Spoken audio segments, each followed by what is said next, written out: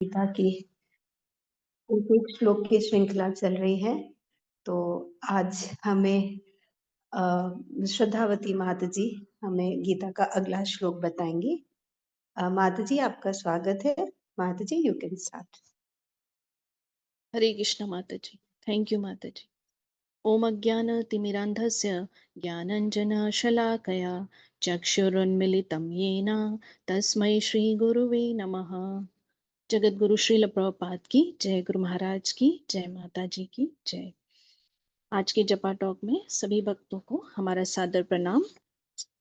तो आज हम चैप्टर 2 के श्लोका नंबर 5 का श्रवण करेंगे।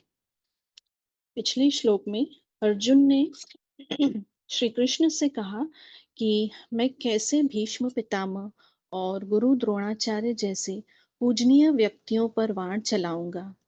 दुर्योधन के एसोसिएशन की वजह से वे अपना विवेक खो चुके हैं कि क्या सही है और क्या गलत। तो आज का श्लोक देखते हैं।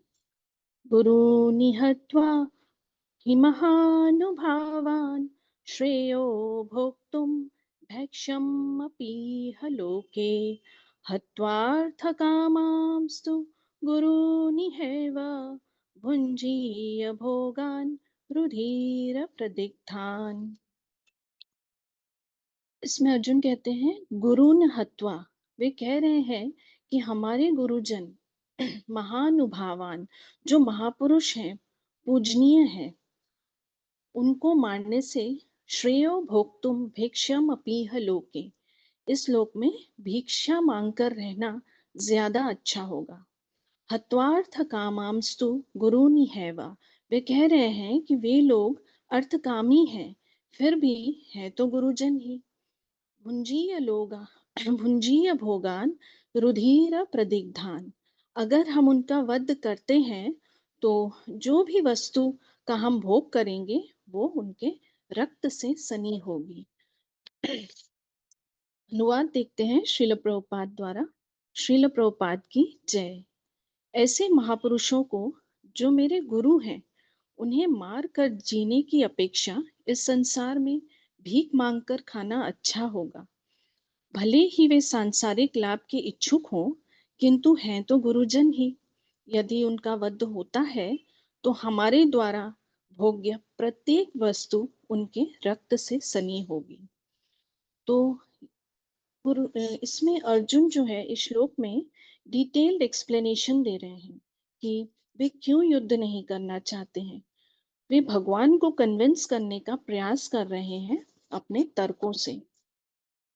अर्जुन ने इस श्लोक में महानुभावान शब्द का प्रयोग किया है क्योंकि वे उन्हें महान आत्माएं मानते थे, क्योंकि भीष्म पितामह ने अखंड ब्रह्मचर्य का व्रत लिया था, जिससे उन्होंने अपने काम पर विजय प्राप्त की। तो इस प्रकार उनका नाम भीष्म पड़ा। और इतना ही नहीं, उन्हें इच्छा मृत्यु का वरदान भी मिला, अर्थात उन्होंने समय पर भी विजय प्राप्त की। परंतु इतने महान होने के बावजूद भीष्म ने स्वयं एक बार युधिष्ठिर से कहा था कि मनुष्य धन का सेवक है। और गुरु द्रोणाचार्य तो उनके गुरु थे, सारी विद्याएं उनसे सीखी थी।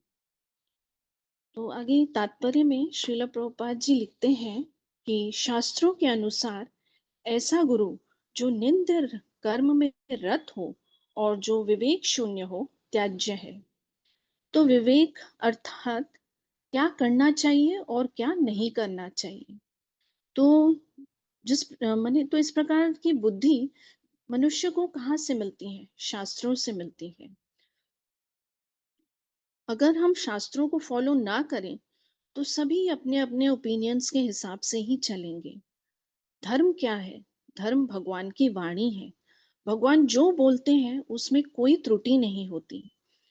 वे वेद जो है वो भगवान के श्वास से प्रकट हुआ है और श्रीमद् भगवत गीता भगवान के मुख से। तो भगवान जो भी बोलते हैं वो परफेक्ट होता है। लेकिन जब मनुष्य कोई क्रिएशन करता है तो उसमें त्रुटियां होती हैं, क्योंकि मनुष्य में 4 दोष पाए जाते हैं। एक तो ये कि वह त्रुटियां करता है, दूसरा मोहग्रस्त या भ्रमित हो जाता है, तीसरा उसमें धोखा देने की प्रवृत्ति होती है और उसमें उसकी जो इंद्रियां होती हैं वो अपूर्ण होती हैं। तो हमारी जो इंद्रियां हैं वो इनकम्प्लीट हैं, तो हम उन पर पूरी तरह से ज्ञान के लिए रिलाई नहीं कर सकते, स्पेशली जब आध्यात्म की बात आए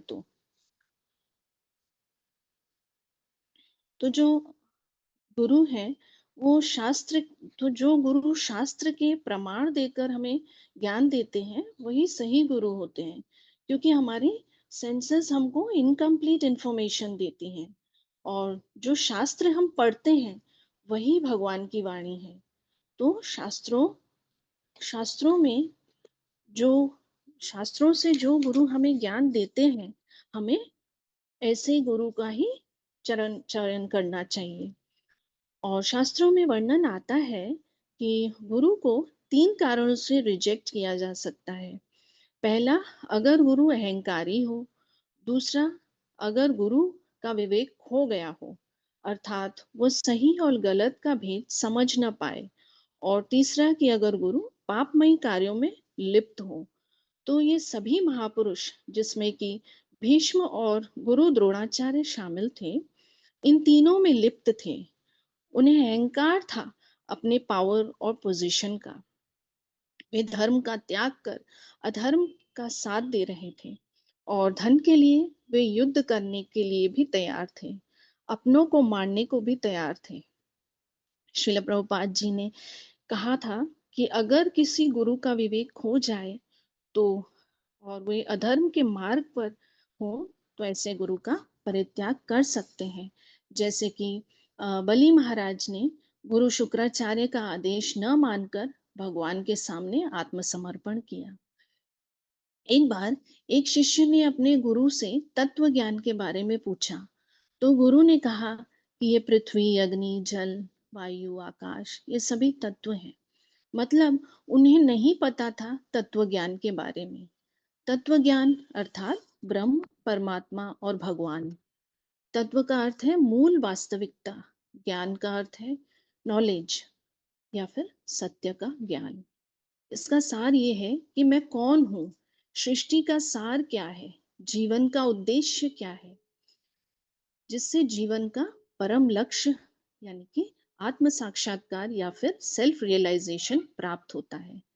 तो ये वही समझा सकता है जिसने शास्त्रों का सही से अध्ययन किया हो। तो कलयुग का युग धर्म है हरे कृष्ण महामंत्र का जप करना।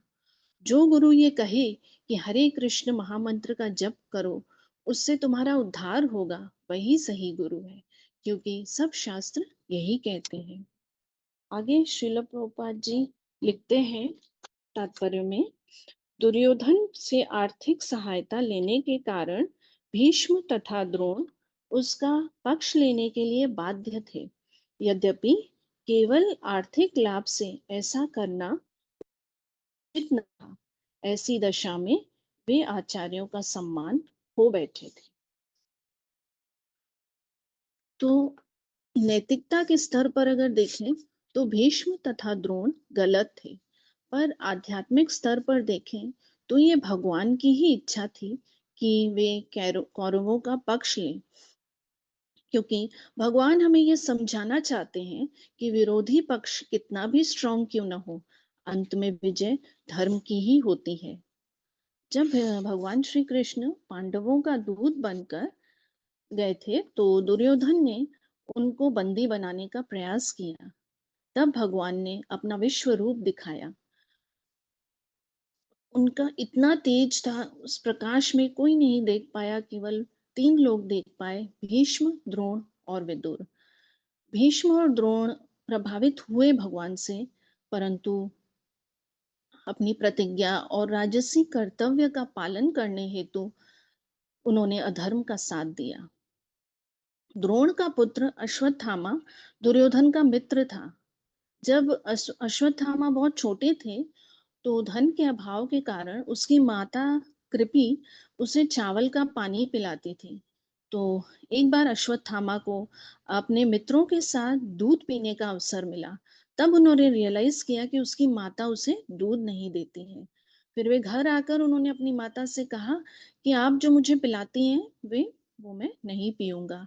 तो द्रोण ने जब ये सुना तो उन्हें बहुत दुःख हुआ कि मैं अपने पुत्र के लिए दूध भी अफ़ोर्ड नहीं कर पा रहा हूँ। फिर कुछ समय बाद वे हस्तिनापुर में राजकुमारों को प्रशिक्षण देने के लिए नियुक्त हुए। तो इस प्रकार वे आर्थिक लाभ के लिए दुर्योधन पर आश्रित हो गए। आगे श्रील प्रभुपाद जी लिखते हैं तात्पर्य में, किंतु अर्जुन सोचता है कि इतने पर भी वे उसके गुरुजन हैं, अतः उनका वध करके भौतिक लाभों का भोग करने का अर्थ होगा रक्त से सने अवशेषों का भोग करना। तो अर्जुन ये सोचता है कि भले ही अ, वे उसके भले ही वे और जो अर्थकामी हैं, परंतु वे तो उनके गुरुजन ही हैं, क्योंकि अर्जुन जो थे वो भक्त थे। तो इसीलिए उन्होंने हमेशा भीष्म और द्रोण का सम्मान किया। जैसे कि अम्बरीश महाराज भगवान के महान भक्त थे। उनका अपनी सभी इंद्रियों पर पूर्ण नियंत्रण था।